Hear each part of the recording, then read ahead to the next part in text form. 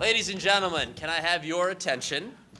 I want to welcome you to this Startup America launch event, an extraordinarily important initiative to celebrate entrepreneurship and to inspire those future entrepreneurs that will be the future of our economy. Let's get straight to the program without much further ado. I'd like to introduce to you a very special young woman who exemplifies the entrepreneurial spirit and the success that our government and private sector partners here today would like to encourage. Ladies and gentlemen, please join me in welcoming Zoe Damicella.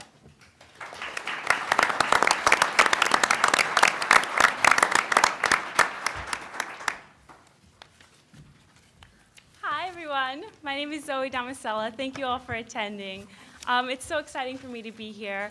I'm 18 years old, and I'm an entrepreneur, but I didn't start out that way.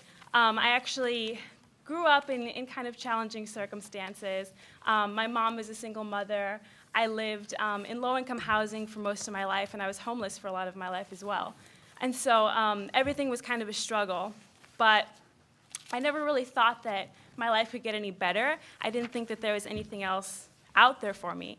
And then when I was 14, I discovered this passion that I had for entrepreneurship and for business. I started my business called Zoe Damicella Apparel. Basically what I do is I make custom-made clothing for women and girls of all ages. And I think this really, it was something that I enjoyed. It was something that I loved doing. I loved making clothes. I loved interacting with my customers. But of course, being 14 years old and just going to a regular Chicago public high school, I had no idea how to run my business. I was completely lost. I sold my first dress for like $13. It was probably worth like $250. But I just did it because I loved it.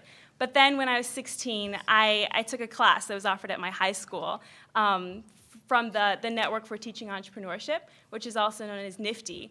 And they completely changed my life. I can't emphasize how much support they gave me. NIFTY taught me how to make a business plan, how to market my product, how to price my product, which was the most important thing for me. And they also provided me with amazing opportunities and mentors like Larry Levy and Deborah Quazzo. I competed in business plan competitions with them that allowed me to feel more confident about my business, as well as getting some experience speaking about it. And there was also amazing prize money that I was able to reinvest back into my business. But the Network for Teaching Entrepreneurship had such a big impact on my life, and they allowed me to have that kind of financial independence that I didn't have growing up. So that led me to such amazing, amazing things and places. I was featured on national and international news, on Crane's Business, Oprah's Angel Network, the Tyra Banks Show, and then that was just the beginning for me. I got a call from NIFTY saying that President Obama had invited myself along with 2 other winners to the White House, to the Oval Office, to speak with him. And that was just absolutely incredible. I mean, who would have thought that me liking clothes and making dresses would one day lead me into the Oval Office? And I love the fact that he was so interested and passionate about helping young entrepreneurs and changing people's lives. I mean, I can't tell you how much my own life has been changed. By the time I was, a senior in high school, I was running my business. I had 3 employees. I had an intern before I even went to my senior prom.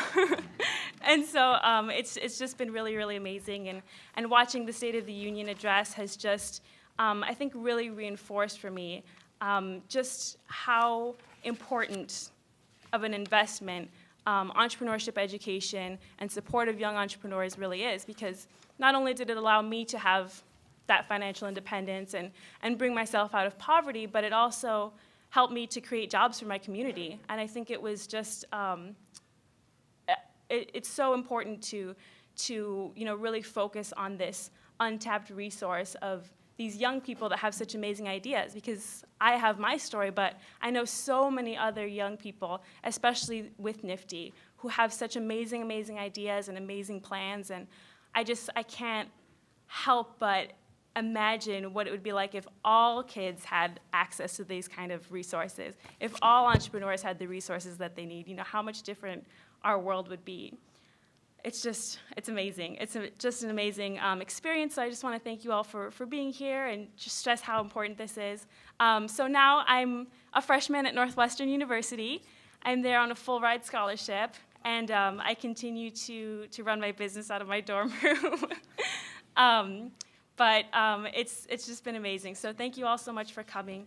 And I would like to introduce Austan Goolsbee, chairman of the Council of Economic Advisors.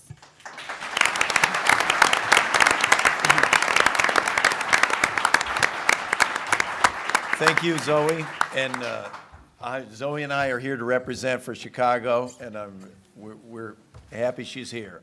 I'm the head of the CEA, and I just want to give a very brief overview, and then we're going to lay out the details of the Startup America program.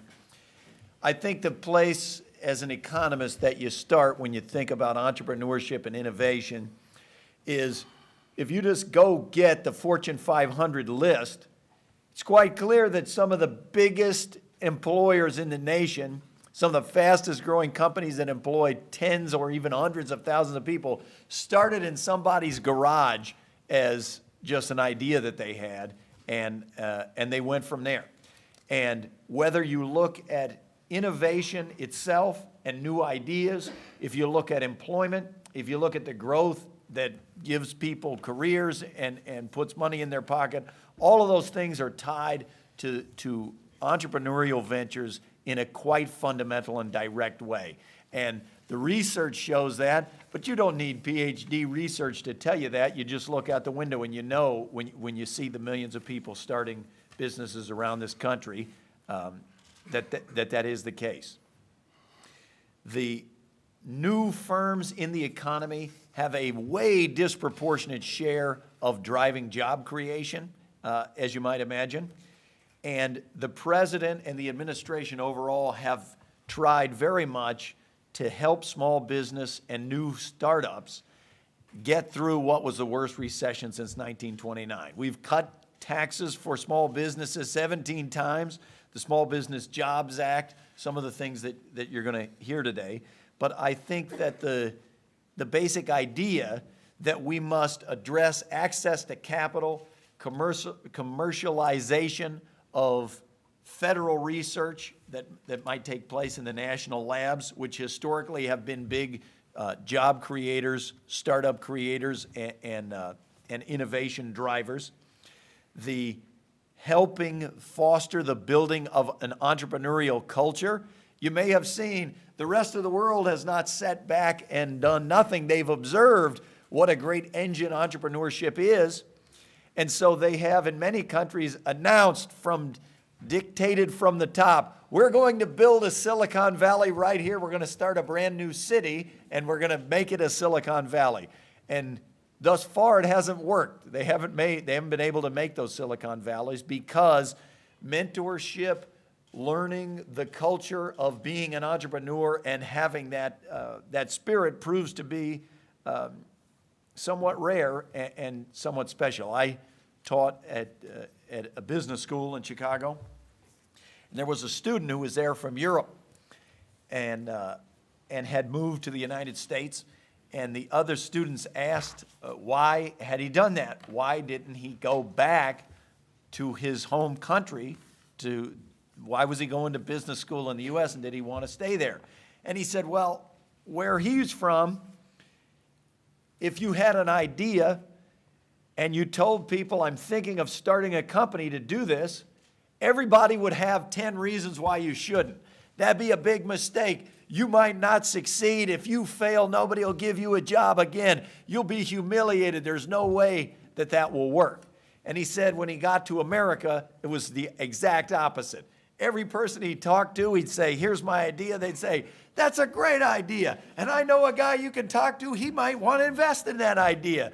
And that spirit is why, even at large companies, you see a big focus on entrepreneurship, that they want to bring in new ideas from small firms, that they want to be more entrepreneurial in those big companies, because ultimately it's the creation of new ideas that keep America the premier economy in the world. And it's the reason Startup America is so exciting. And basically, as I say, we want to do Startup America because everybody deserves at least one chance to change the world. And with that, I'd like to introduce the National Economic Advisor, the leader of all of us, Mr. Gene Sperling.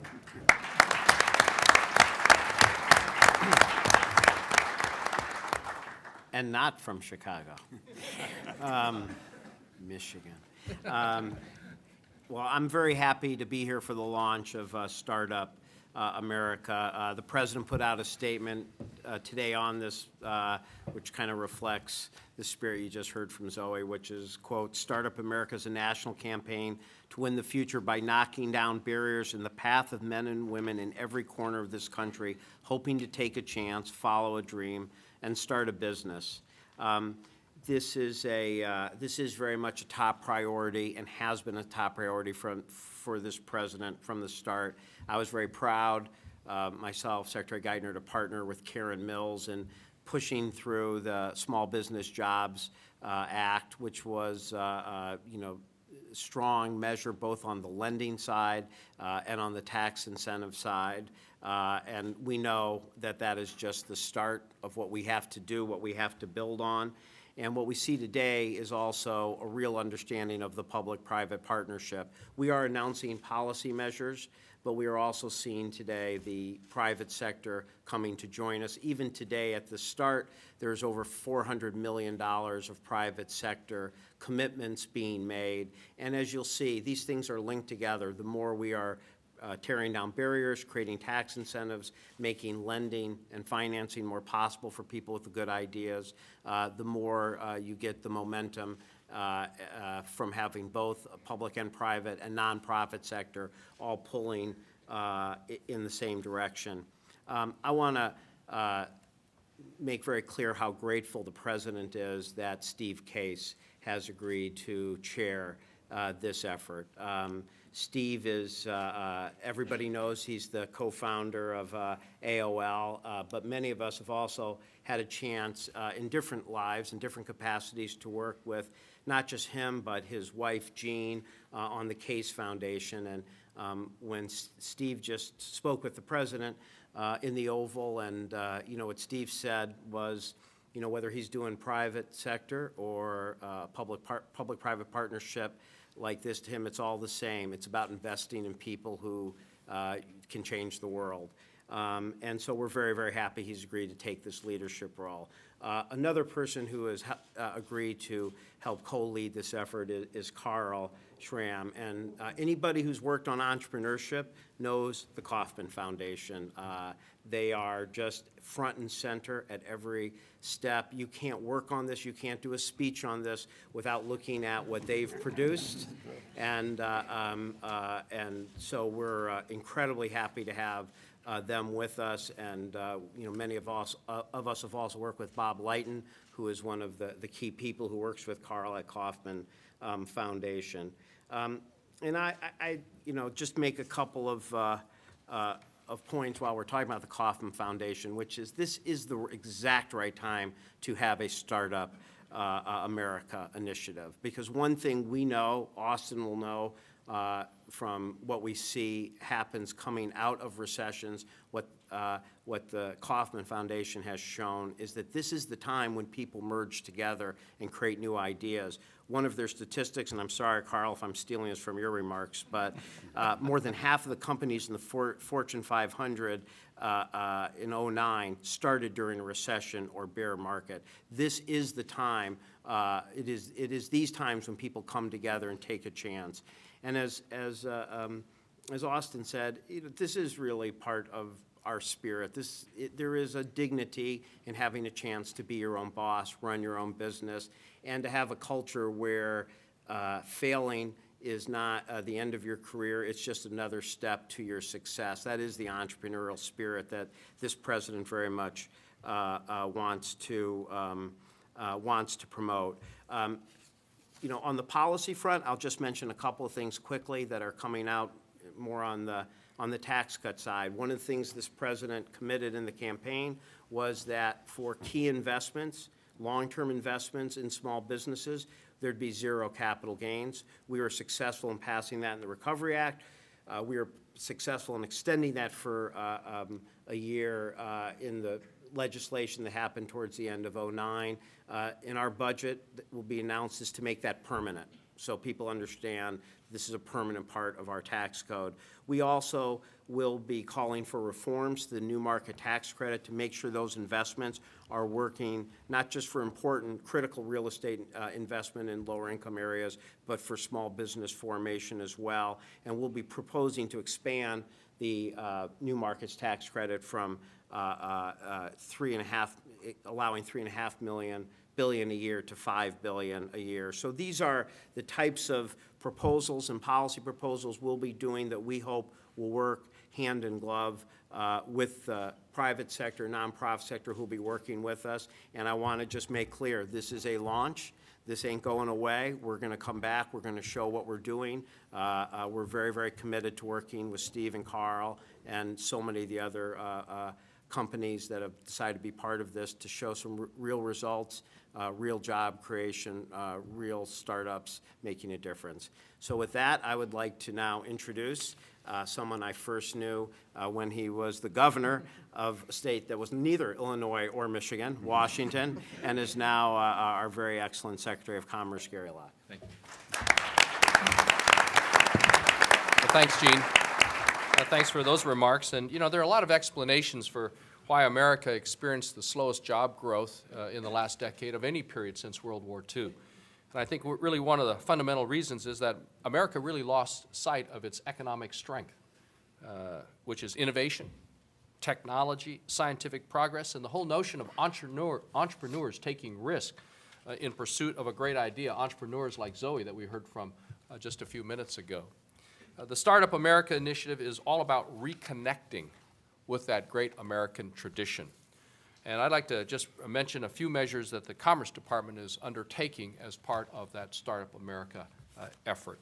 First, we're building on the success of last year's I-6 Challenge, an innovative program where the Department of Commerce came up with $6 million, which was then matched by NIH and the National Science Foundation to put together a $12 million competitive grant program that rewarded teams all across the country who are taking cutting-edge research out of the labs and getting it into the hands of entrepreneurs who can turn that research into new businesses and new jobs. This year, we're actually repeating and proposing to repeat the I-6 Challenge, $6 million from the Department of Commerce and to be matched by other federal agencies, including the Department of Energy and others. Hopefully it will be a $12 million program again, but this time with a focus on communities with novel strategies to spur the development of clean energy-related industries within their regions. The I-6 Challenge represents President Obama's approach to spurring economic growth, and that is we're helping local communities identify their own strengths, their own assets, and providing the resources that will help them build on those strengths and those assets. It's exactly the same thing that the Commerce Department's Economic Development Administration has been doing to help cities and towns all across America by funding, for instance, regional innovation clusters. Really, again, building on the strengths and the assets of particular communities. In fact, our Economic Development Administration was recently part of a multi-agency effort that awarded $129 million to cultivate an innovation cluster centered around Philadelphia's Navy Yard on the design and development of energy-efficient buildings. And you're going to see a lot more grants like that focusing on innovation clusters in the year 2011. Another thing that we're really focusing on in terms of commercialization and entrepreneurship is overhauling the patent process within the Department of Patent and Trademark, which is part of the Commerce Department. We have an unacceptably long time frame, almost 3 years, to get a yes or no on a patent. That is absolutely unacceptable. You know, for a major company, patent pending might cut it. But if you're an entrepreneur, an innovator, an inventor working out of your own garage or your own basement, you can't get funding to commercialize a great idea unless you have title and can show those investors that you have title to that idea. And that's why we are on a mission at the Department of Commerce to dramatically lower the current 3-year processing time on a patent application.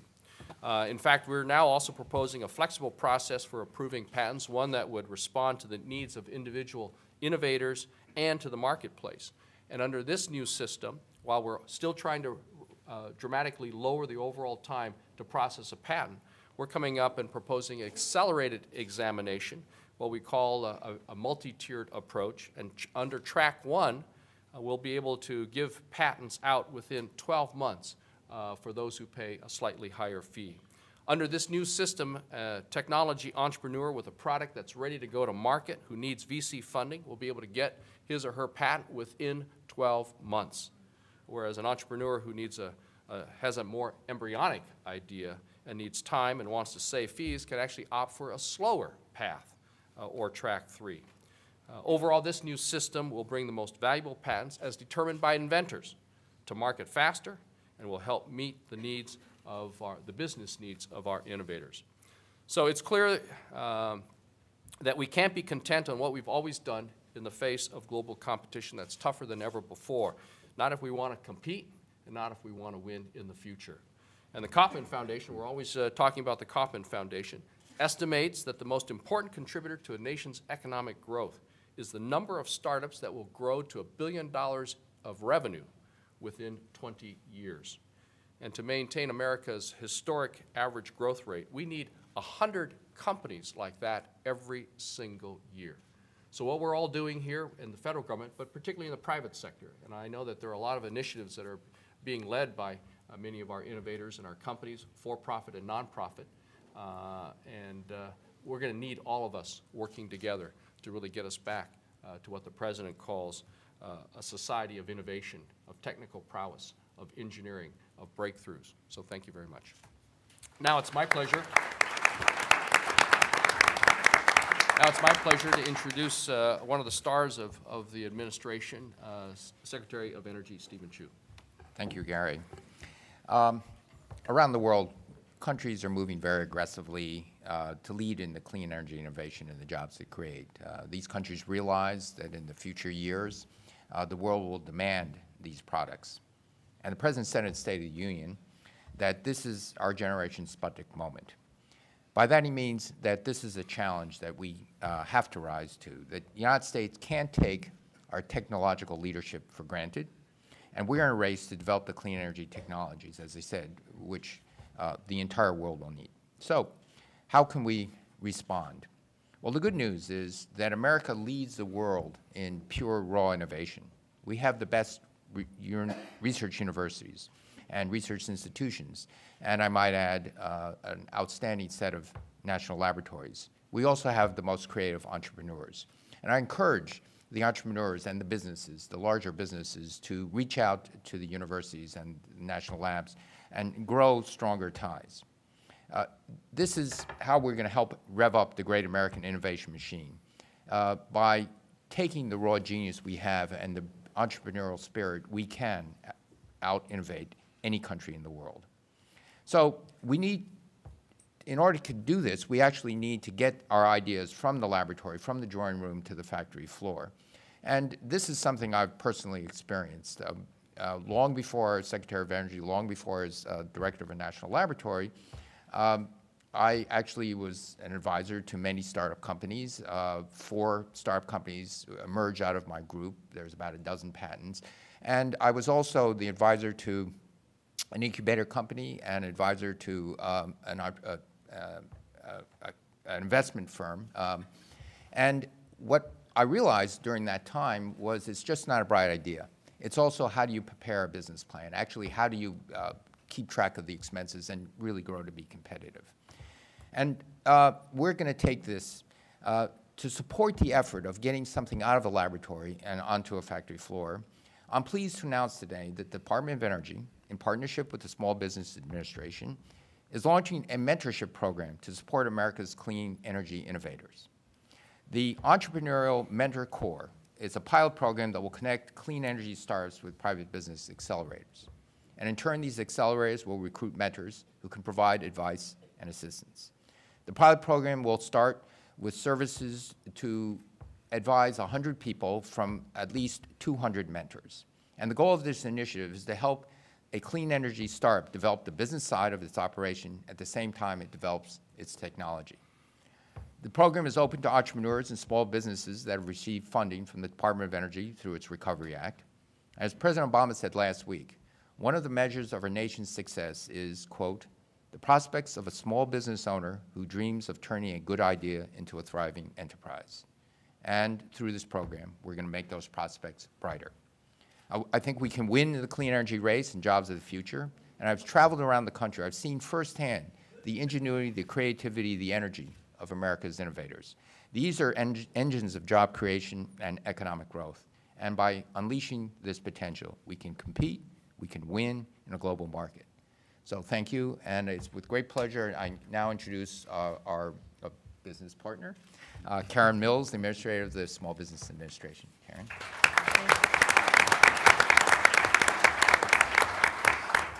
Thank you, Secretary Chu, and everyone for being here.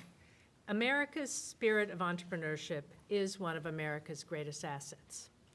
And at the SBA, we work tirelessly and have for both Main Street entrepreneurs and the high-growth entrepreneurs that we're talking about today. You know, we've helped firms like Intel and FedEx when they were just starting out. I don't think we helped AOL, but helped a few. And but one of the things that we know from what Austan said is that it's actually a relatively small number of high-growth firms that create all of the net new jobs. And these firms come in many forms and across all of the sectors. So that's why today we are calling for leaders from all sectors and all industries to come together to ensure that startups have the tools that they need so they can grow and they can create jobs. These startups, as we know, are how innovation gets turned into jobs and into fuel for the economy. The President talked about winning the future, and we talk about these startups being the offense. And just to keep, you know, the Super Bowl analogies going, we also have taken a look at what we need to keep on winning and help the companies keep on winning. And what we really need is to get more of the investors off the sidelines and into the game. So that is what we are announcing today from the SBA. We are announcing an impact investment fund that we are going to use to drive $1 billion into the hands of small firms over the next 5 years. This fund will target having impact in underserved communities and also in emerging industries like clean energy. A second announcement today is that we are announcing $1 billion for an early stage innovation fund. One of the things that we have heard as we've traveled all around the country is that the valley of death has gotten deeper and wider. And we need to have capital in this market gap in early stage financing between 1 and 5 million. Both of these funds are going to be modeled on and built on top of our successful market-based Small Business Investment Company, or SBIC program, and that operates on a zero subsidy basis. So that's a pretty good bang for the buck for taxpayers. But as Secretary Chu just said, finding capital is just half the battle. And it is equally important to give mentoring and counseling to those companies as they grow. So that's why we have joined with the Department of Energy on the Entrepreneurial Mentor Corps that Secretary Chu just mentioned, and we hope that this pilot will expand to many, many more companies. In addition, in mentoring, we have a real commitment at the SBA and across the administration to America's veterans. They over-index in starting new businesses, and the Department of Veterans Affairs, who isn't here, but in partnership with us and the Department of Labor, is going to be building business incubators that offer specialized counseling for veteran entrepreneurs and places where they can come and grow their business. So we are committed really across the administration as these veterans come home to existing businesses that they want to grow or new businesses that they might want to start, that we have more tools for them.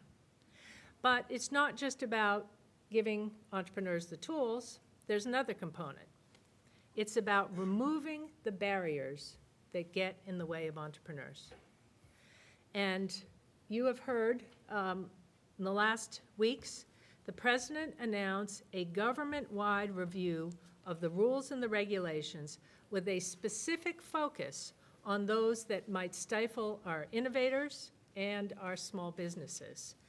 As part of Startup America, we're going to roll out an initiative to hear directly from entrepreneurs about how we continue to build this more supportive environment and help them turn innovation into jobs.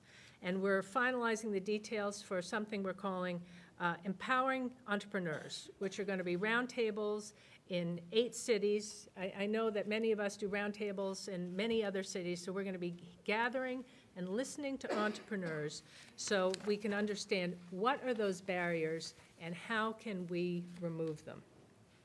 We're going to announce all of those cities and dates soon, and we're also going to have an online component so entrepreneurs can submit their ideas that way as well. We are, as you can tell, across this administration, working together to make sure that Startup America's initiatives touch all facets of entrepreneurs that are out there, that they're going to allow government to help entrepreneurs do what they do best, which is drive innovation, increase U.S. competitiveness, and create jobs. Thank you. And I'm very pleased.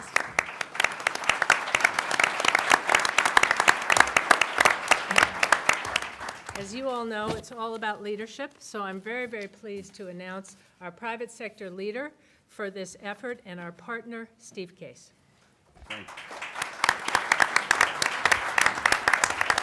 Thank you, Karen, also Stephen and Gary and Jean and Austin. Thank you for your service to our country, and thank you also for making it a priority today to really shine a spotlight on entrepreneurs and celebrate their activities. And as Jean mentioned, I was also grateful the President spent some time this morning. He's got a lot on his plate, including Egypt, but he recognized this is an important initiative, and there's a little bit of a mom and apple pie and entrepreneurship aspect to this. So we're all in this together trying to make sure we understand the importance of entrepreneurial activity and really celebrate and accelerate it. If you look back in history, go back even 300 years, it really demonstrates that the story of America really is a story of entrepreneurship. Even William Bradford, when he got on the Mayflower almost 300 years ago to sail across the ocean, he had an idea, the idea of a new nation, and in many ways was the first entrepreneur. And that's carried forward over the decades. We've had great entrepreneurs, even people like Thomas Edison and Henry Ford, more recently people like Steve Jobs, that really have created innovative products and services that have really led this country and led the world in terms of product innovation across a whole series of sectors and created millions of jobs. And so we recognize that really is the core underpinning of what makes this nation great and will continue to be as we look to make sure we preserve our competitiveness in an increasingly competitive global world. And also as we look at ways to create jobs in this country, which obviously is a priority.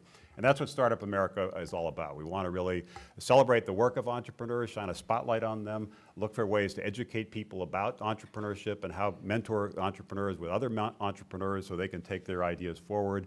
We want to look at ways to accelerate the best programs that already exist in some local area or regional area, and you'll hear about some of those, and take those to scale. So it's all about celebrating and educating and trying to accelerate the activities of entrepreneurship. And it is a startup. We're just starting this morning. But if you have ideas, we'd welcome them. You can go to startuppartnership.org, or you could tweet us your suggestion with the hashtag StartupAmerica. We really welcome your suggestions. And we also appreciate the fact so many entrepreneurs took the time to be here this morning. This initiative, I think, is important. I'm delighted and honored, really, to chair it. But it wouldn't be possible without the leadership of the Kaufman Foundation. You've heard this from several of the speakers, and I'll hear from Carl. They really have led the way in researching innovation and entrepreneurship and giving us a kind of a roadmap going forward of where some of the real leverage points are. So I'm delighted that Carl will be joining me in making this effort possible, and I appreciate the efforts over the recent weeks of the people at the Case Foundation and the Kaufman Foundation really to put this in place. But let me turn it over to Carl, and he'll talk about some of the things that Kaufman's learned and why this is such an important initiative.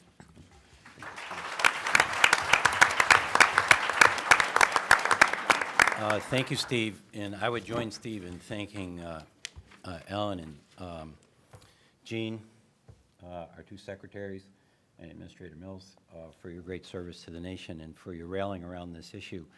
Nobody could appreciate here today that this isn't a very special day for the Kaufman Foundation. And if I could take you back to why it's special, Ewing Kaufman, an American from Kansas City, who after having served his nation as a sailor in World War II, not having completed college, came back to start a business which became Marion Laboratories. Mr. Kaufman was born a very, very poor individual on a farm an hour's drive from Kansas City. He died a billionaire. His great gift to America was a simple vision that if he could do it, a common man as he described himself, anybody could do it, and America needed lots more entrepreneurs. In his phrase, every time we help someone start a business, we strengthen the nation's economy.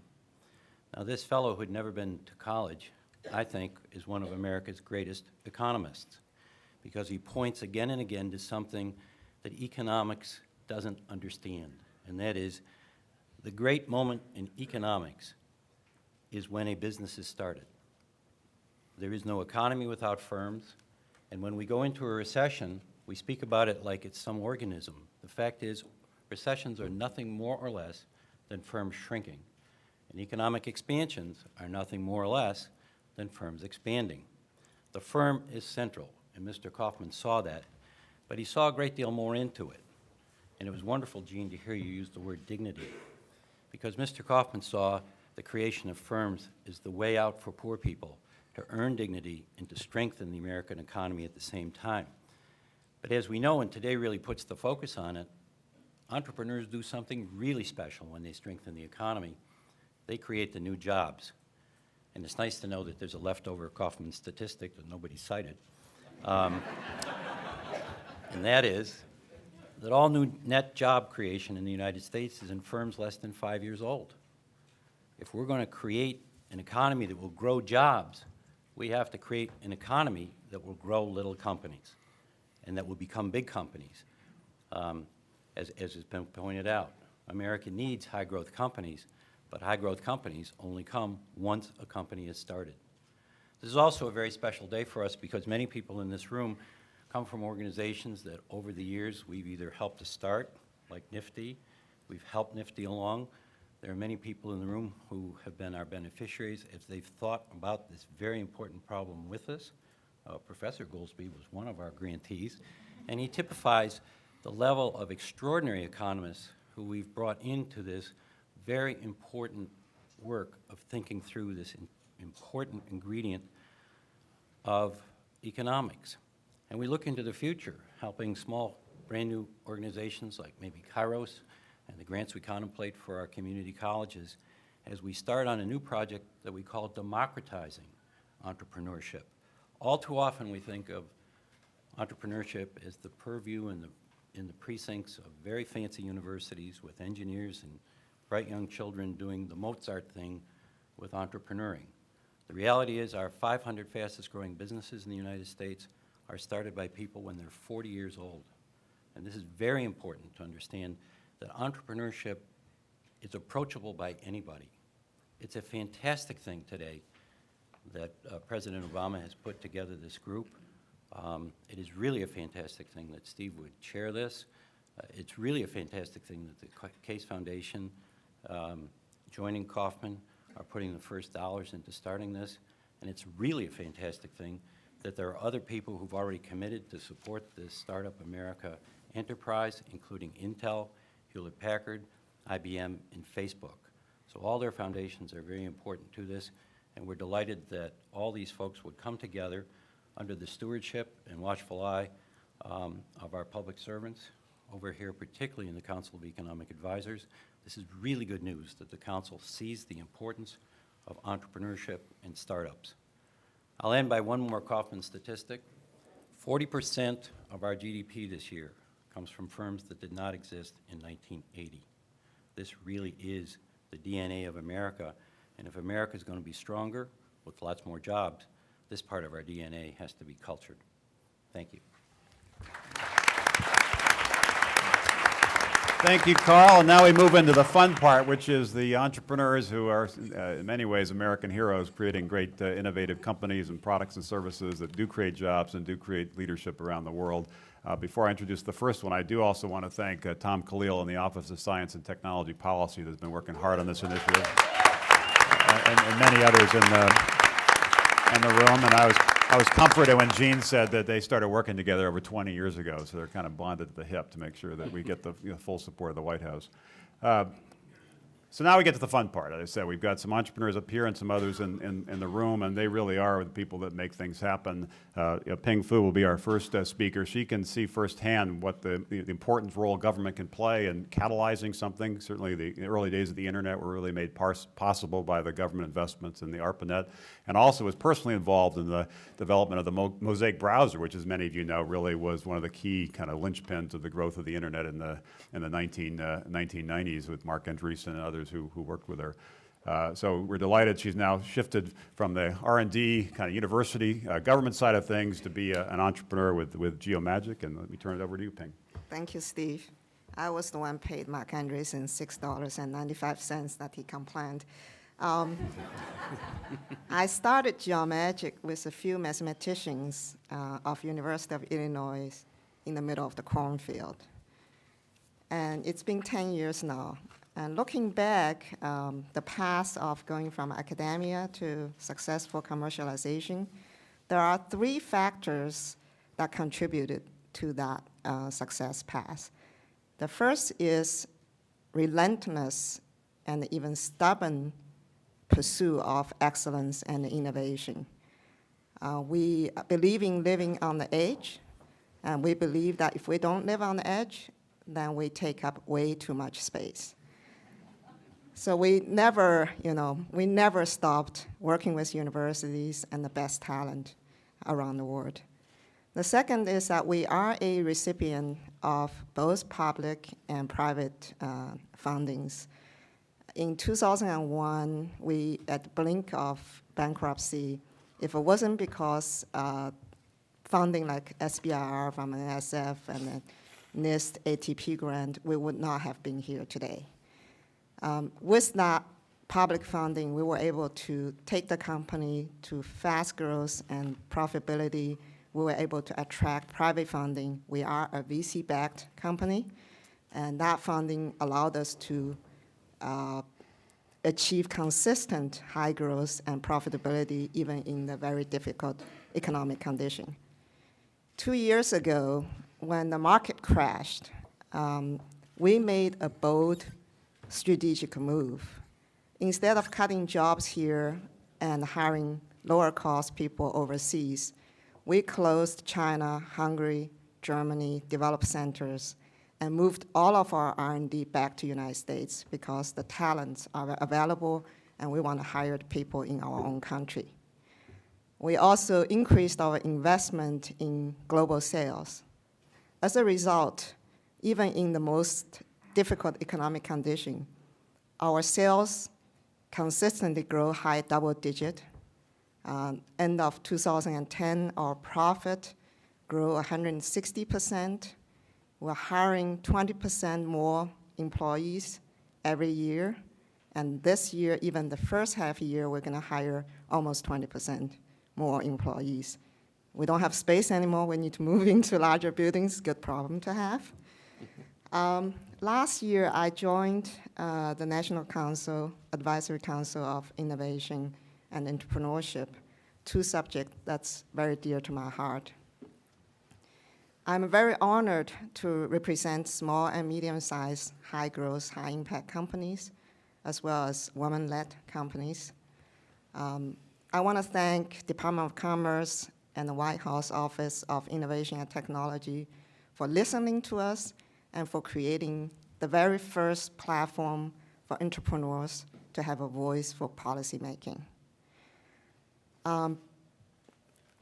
So for all of the entrepreneurs you out there and then looking for commercialization, there are some great announcements that we made by disbanded foundations, the Jumpstart Americans, and also NCRA, so don't miss those exciting announcement that will come out today. Thank you. Thank you. Thank you, Ping. And next up is Brad Feld. As several people have mentioned, it's, an entrepreneurial company starts with an idea and a passionate entrepreneur willing to pursue that idea and needs some startup capital to get going. But it also needs more than that. It needs an ecosystem that really is supportive to mentor them and plug them into a network so they really can take their idea and build it. And Brad's been a real leader in trying to do this in a variety of different cities. And I'll talk about that program and how we can take this notion of incubators and accelerators and really bring that idea to scale. Brad? Thanks, Steve. So in addition to co-founding Techstars with David Cohen, I'm also a venture capitalist with a firm in Boulder, Colorado called Foundry Group. And we invest all around the U.S. So the last 15 years of my life, I've been investing, helping start companies and working with high-growth tech entrepreneurs throughout the country, kind of akin to our friend Kane from Kung Fu, if anybody remembers that, sort of wandering the earth. I've been wandering the U.S. And in 2006, when David and I co-founded Techstars in Boulder, our goal was very simple, which was to create something very tangible for the entrepreneurial community to rally around.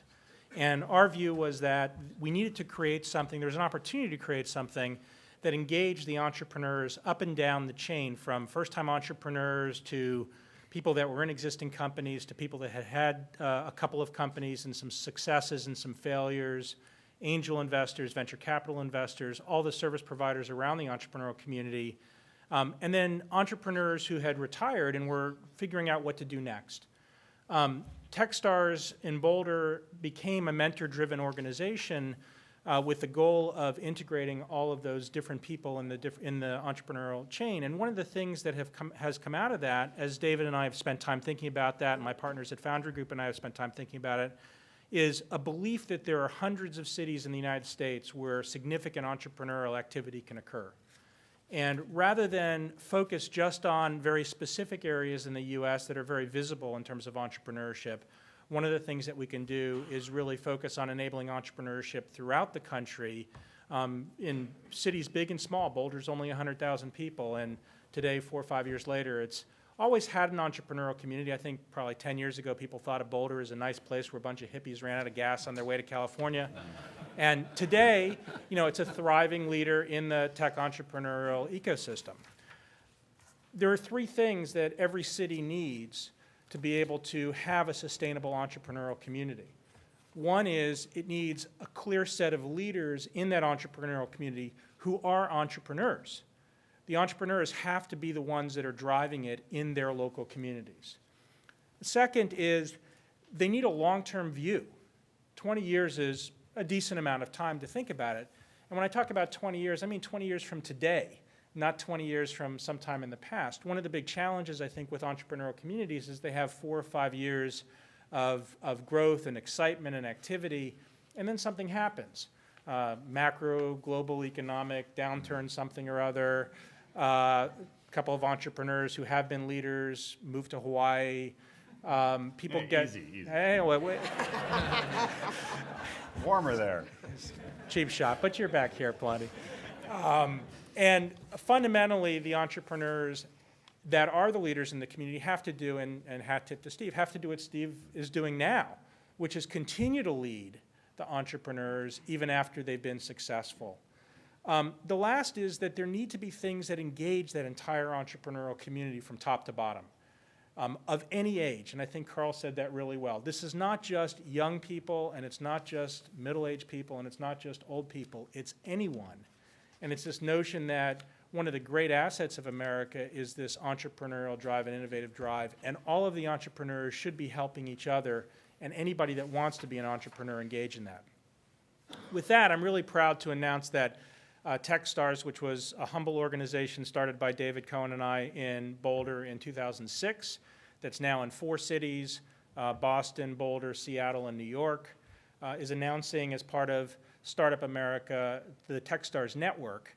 And we're announcing that 16 other programs that are accelerators modeled after Techstars have joined the Techstars Network. So there's 20 locations now that are part of this network. And our goal as part of the overall Startup America partnership is that within 3 years to have 5,000 mentors mentoring 6,000 entrepreneurs that create 25,000 new jobs.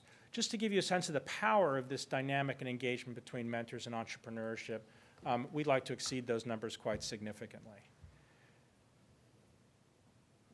That's nice, but let's hear some real entrepreneurial stories. Before we do that, I want to acknowledge a couple of other programs that are part of this public-private partnership that are critically important. And just to give you a sense that it's not a zero-sum game, many of these overlap nicely with things like the Techstars networks and other things that you've heard about today. The ones I'll call out specifically is Mass Challenge, which is a $1 million startup competition based in Massachusetts, which Steve gave the keynote at recently, very well received, extremely exciting first year. Austan, which is a community that's focused on expanding opportunities for women-led entrepreneurs. The Blackstone Foundation is scaling up its Launchpad entrepreneurship centers throughout the country. Mark Echo, who is an entrepreneur and leader in the fashion and media industry, is launching an Artist and Instigators Practicum. The U.S. Chamber of Commerce is working with the National Chamber Foundation to invest more in K-12 education around entrepreneurship. So lots of different places where people are saying, let's rally behind Startup America and really get some entrepreneurial activity going. Now, anybody out there that's an entrepreneur knows that when you get in an elevator with a venture capitalist, you have less than 30 seconds to talk about what you're doing. And with that, I'd like to toss the ball to a longtime friend of mine, Shervin Pishavar, for our first quick pitch.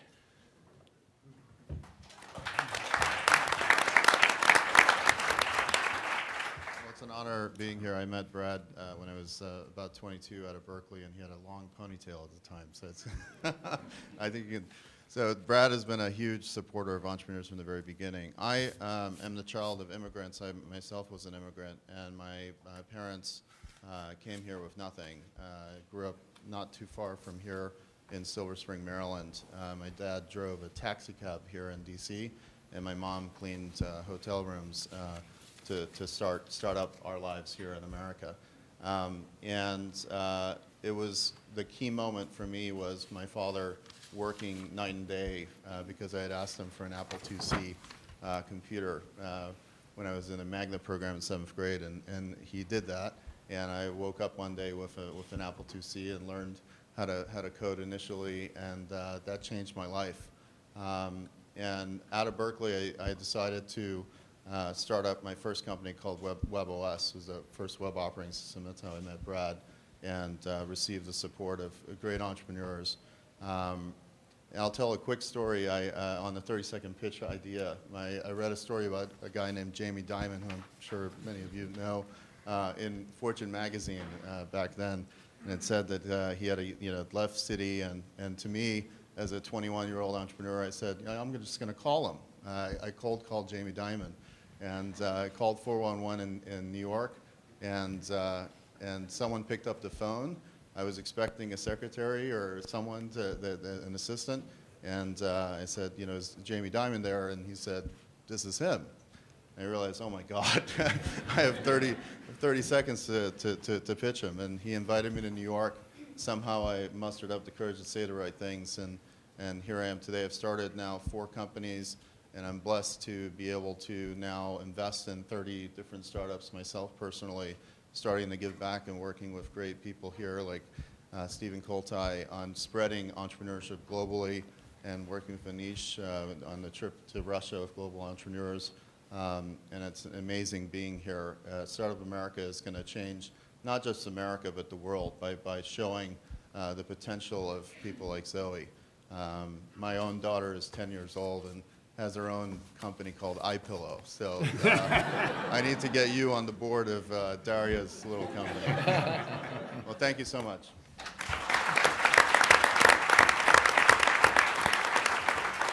In the State of the Union address, President Obama said very clearly that entrepreneurs do big things and go after big ideas. And I think it was very exciting to all the entrepreneurs listening that this administration is really focusing a bright light on entrepreneurship as a key to where we're going as a country and an economy. With that, I'd like to introduce Jennifer Zizit. Jennifer, where are you? Right here. Hello. I'm Jennifer Zezit. I am the founder of a company called Scout Labs out of San Francisco, California.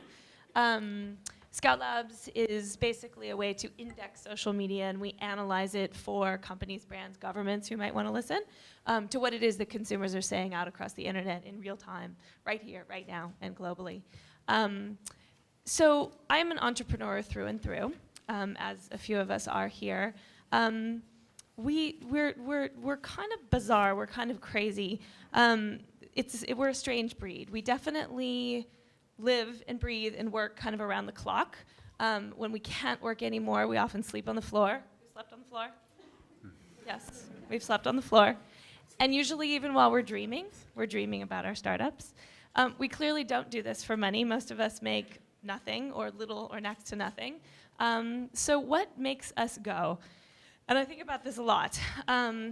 Think of us as sled dogs. We are just like chomping at the bit. We are born to run and chase new ideas. And it's not totally logical, for sure. We don't wait for people to create jobs for us. We are job creators. Scout started with 1 person. We scaled it to, we scaled the company to 25. We were acquired by another slightly bigger startup. And now Lithium Technologies, the combined group, has 160 employees, and we're growing very, very rapidly. I'm happy to report. But more than just the number of jobs, and probably more importantly than the number of jobs that we create, is the kind of jobs that we create and the kind of work that we do. The work that we do is passionate work. We love what we do, and I am so happy to be raising kids who get to see their mommy who loves going to work every single day because she loves what she does. And the jobs that we create and the work that we create is very productive work. I know that we want to increase the productivity of America. You should come and walk the halls of any one of our companies on a daily basis. We wear 10 hats. We work around the clock. It is astonishing to see the kinds of what we actually do on a daily basis. And we do very connected, we create really connected work. When you start a startup, you basically forge a new family. And there are bonds that will last often a lifetime. And we are connected to our idea, and we are connected to each other. And that is the kind of work that this country, I think, really needs. So we are entrepreneurs. We are sled dogs. Like, fund us, support us, connect us. Let us run. We will help pull America forward. Thank you.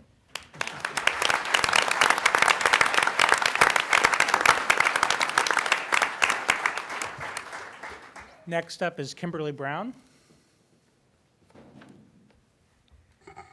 Hello, my name is Kimberly Brown, and I'm CEO of Amethyst Technologies, a biotech company located in Baltimore, Maryland. We are a former incubator company. In 2007, I purchased the contract rights to a government contract from a small business that I worked for 8 years. We started with 1 employee and 1 client. We invested in training, we invested in people to fuel growth. Today, we have 23 employees. We support 15 U.S. Army divisions, the malaria program, HIV program, and emerging infectious disease programs. We are integrating innovation with FDA compliance. We've created green jobs, green labs, and now we have a nonprofit affiliate focused on global health delivery, STEM education, and economic empowerment in low-income communities. Thank you.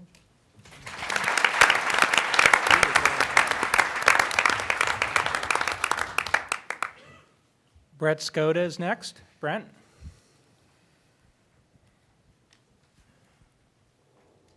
Entrepreneurs create jobs. Hi, I'm Brent Skoda. In 2010, I won the Global Student Entrepreneur Award and graduated from Texas Christian University in Fort Worth, Texas. GSEA is a program that teaches college student entrepreneurs to grow their businesses and create jobs. In 2009, I had 2 businesses and 12 employees. In 2011, we'll grow to 3 businesses and 36 employees. The Entrepreneurs Organization, with the support of the Kaufman Foundation, fosters relationships between entrepreneurs and mentors the job creators to expand their businesses to help our global economy. It makes sense for people to learn from each other. Access to resources is always a challenge. I spent 2 years and 200 no's before accessing the investment necessary to launch my business. Connecting entrepreneurs with resources increases jobs. Today, I'm excited to announce my next startup, Yummy.com. Yummy has built the world's largest database of restaurant menu nutrition and provides consumers with instant access to nutritional information so they can find the healthiest foods. Access to information gives us all a choice. These choices make us healthier as individuals and improve our economy. As we begin our second month in 2011, we have an opportunity to invest in Americans who convert ideas into jobs. Let's do what we do best, write our own destiny. Thanks so much.